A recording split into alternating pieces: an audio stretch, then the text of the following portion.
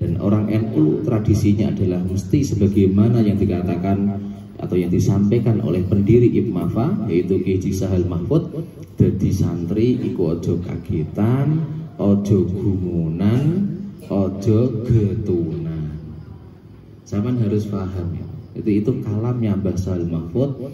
Dadi santri utawa dadi wong iku ojo kagetan, ojo gumunan, ojo getunan.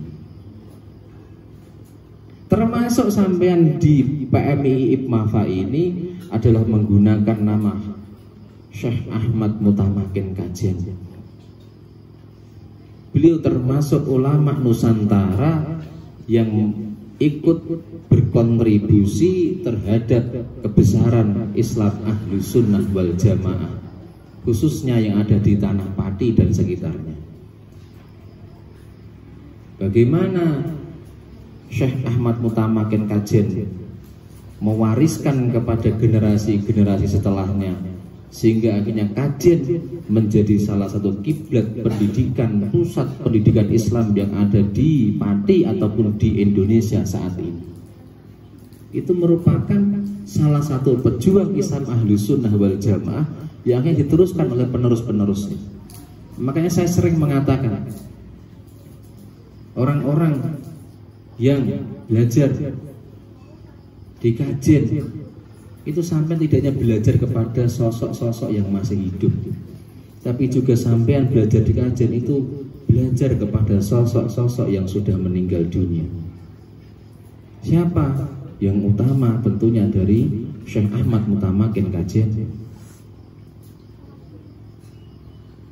dari Mbah Abdullah Sepuh, dari Mbah Mahfud Salam, pendiri perguruan Islam Matoli'ul Falah, dari Mbah Abdullah Zain Salam, dari Mbah Sahal Mahfud, dari Mbah Nawawi, dari Mbah Thohir Nawawi, dari Yi Fahru Rozi, dari Yi Duri Nawawi, sampai kepada Yi Nafi' Abdillah, Yi Minan Abdillah. Itulah generasi-generasi Ahlus Sunnah wal Jamaah. Dan para kiai-kiai yang lain yang tersebar di Kabupaten Pati itu pun sama. Yang tentunya beliau-beliau kalau kita lihat dari karya-karyanya beliau itu adalah mengarahkan kepada kita semua supaya kita menjadi sosok-sosok yang mampu menjadi solusi di tengah-tengah masyarakat. Mbah Sahal Mahfud sebagai pendiri IPMAFA, sebagai muasisnya IPMAFA, itu menjadi teladan bagi kita. Sampai coba berani tidak ada kiai sampai bikin bank, berani tidak, hanya Mbah Sahal yang berani. Mbah Sahal bikin Arta Huda, apa enggak banyak selentingan-selentingan yang enggak enak. Saya mendengar sendiri dari para kiai mengatakan yang namanya riba tetap riba, yang namanya bank ya tetap riba. Tapi Mbah Sahal Mahfud berani membuat Arta Huda. Karena Mbah Sahal Mahfud mikirnya sederhana. Jangan sampai uang itu hanya dikuasai oleh orang-orang Cina. Jangan sampai uang itu hanya dikuasai oleh orang-orang kafir. Bagaimanapun juga uang itu harus kepegang orang-orang soleh. Karena bagaimanapun juga uang kalau kepegang orang-orang soleh mesti tasarufnya mesti sing apik-apik. Mosok kiai lek nanggap keplek ya ora mungkin. Mosok kiai kok nanggap dangdut ora mungkin. Ini kan termasuk keberanian dari Mbah Sahal di dalam konteks mencari solusi keumatan. Coba kalau Mbah Sahal gak bikin bank, mungkin gak ada pondok-pondok lain berani ngikut. Semenjak Mbah Sahal bikin bank, banyak sekali pondok-pondok ngikut bikin bank juga. Dan jangan salah, jangan dikira Mbah Sahal kok ngambil duit dari bank, enggak. Pak Wahrodi pernah cerita kepada saya, itu pernah mengatakan bagaimana Mbah Sahal tidak pernah mengambil 1 rupiah pun dari uang Arta Huda untuk kebutuhan pribadi. Meskipun pendirinya Mbah Sahal, meskipun pemodalnya termasuk Mbah Sahal, tapi Mbah tidak pernah dipeser pun 1 rupiah pun masuk dalam kantong pribadi. Karena kalaupun umat Islam nggak bikin bank, orang kafir, orang Cina mesti bikin bank. Sehingga akhirnya penguasa uang akhirnya dikuasai oleh orang-orang tertentu saja, yang kebetulan itu adalah non-muslim. Kebetulan orang Cina. Kalaupun orang Islam yang kepet-kepet ngono kae, gak patek ngerti agama. Sangat bahkan mungkin tidak tahu Mbah Sahal fatwa tahun 80 sudah berani mengatakan pelacuran harus dilokalisasi. Kalau fatwa itu sekarang kok didengungkan sekarang, mungkin sudah dibully orang-orang sampai sekarang. Tapi tahun 80-an Mbah Sahal sudah berani membuat fatwa lokalisasi pelacuran. Bukan menghalalkan pelacuran, tapi resiko dari pelacuran kalau tidak dilokalisasi akan jauh lebih besar madorotnya dibandingkan kalau dilokalisasi. Kalau dilokalisasi bisa dicek secara rutin. Dan sekali lagi, bukan kok basal mengiyakan praktek prostitusi bukan. Tapi Mbah Sahal mengatakan prostitusi itu sangat tidak mungkin untuk dihilangkan 100% di muka bumi. Kita hanya bisa meminimalisir terhadap dampak negatif dari prostitusi itu sendiri. Makanya akhirnya apa? Usulan dari Mbah Sahal adalah dilokalisasi. Nek dilokalisasi akhirnya minimal contoh ya, kita tapi tidak mengiyakan atau tidak menghalalkan perilaku itu, minimal pemakainya dikontrol. Tidak boleh kalau tidak memakai kontrasepsi. 1 minggu sekali dicek ada yang kena HIV apa enggak.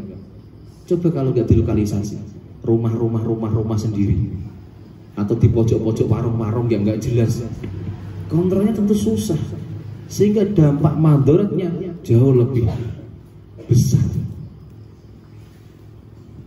Sehingga sampai harus mengerti. Sampai saya yakin nggak pernah dengar ya. Maka sampai kalau pengen ngerti, sampai ikut fikih sosial. Nanti biar sampai bisa ngerti apa fikih sosial yang dikarang oleh Kiai Haji Sahal Mahfud. Yang menurut saya beliau termasuk sosok yang memang memiliki pemikiran jauh ke depan, layaknya seperti Kiai Haji Abdurrahman Wahid. Dan seperti itulah karakter-karakter ulama ahlu sunnah wal jamaah yang memang senantiasa mengedepankan kesemaslahatan. Intinya dakwahnya dakwah yang ramah, bukan dakwah yang marah, dakwahnya yang merangkul, bukan yang memukul, dan lain sebagainya. Sehingga akhirnya apa? Umat merasakan. Makanya tidak mengherankan kalau kenapa Jam'iyah Nahdlatul Ulama mengakar di tengah-tengah masyarakat, karena dianggap NU itu adalah organisasi yang mampu mewadahi budaya-budaya yang ada di tengah-tengah masyarakat tanpa merusak syariat itu sendiri. Karena bagaimanapun juga NU merupakan rumah besar ahlu sunnah wal jamaah yang ada di Indonesia. Itu yang sampai paham. Sehingga tidak mengherankan ormas terbesar di Indonesia, bahkan di dunia adalah NU. Anggotanya saja mencapai 7 juta yang tersebar di seluruh Indonesia. Sehingga tidak mengherankan kenapa kok bisa sampai sebesar itu. Ya karena cerminan ulama-ulama ahlu sunnah wal jamaah itu mesti jadi sosok-sosok yang solutif, bukan menjadi sosok-sosok yang malah troublemaker. Karena sekarang ini kan zamannya ulama-ulama yang nggak jelas, nggak pernah masuk pesantren, tiba-tiba dipanggil ustadz. Gak pernah belajar dengan kiai, tiba-tiba bikin berani fatwa-fatwa seperti artis-artis yang hijrah itu, yang beberapa waktu yang lalu pernah viral karena Tengku Wisnu dan Zaskia Adia Eka tiba-tiba dalam sebuah acara televisi mengatakan umat Islam itu jangan sedikit-sedikit baca Al-Fatihah. Kenapa nggak Al-Maidah? Kenapa nggak Al-Baqarah? Karena dia mengatakan nggak ada ceritanya Nabi dalam habis sholat nutup doa, dalam konteks kita mengawali acara semuanya diawali dengan Fatihah, nggak ada dasarnya kan? Sedikit-sedikit Al-Fatihah, sedikit-sedikit Al-Fatihah, karena ini tradisinya orang NU-an begitu kan. Mari kita awali acara ini dengan membaca suratul Fatihah. Semoga bibarkatin umur kita semua yang diberi panjang umur oleh Allah. Kan gitu kan kalau orang NU gitu. Dikit-dikit Al-Fatihah, nutup doa Al-Fatihah. Ada hajat apa Al-Fatihah? Apa saja Al-Fatihah? Itu karena apa? Belajarnya dari Syekh Google. Syekh Google. Belajar dari Kiai Haji YouTube. Maka tidak mengherankan kalau kiai-kiai kita itu sampai amati saja. Mbah Suyuti Abdul Qadir Buyana, santrinya Hadratus Syekh Hasyim Asy'ari. Itu kalau dirunut mesti sampai ke Nabi Muhammad sallallahu alaihi wasallam.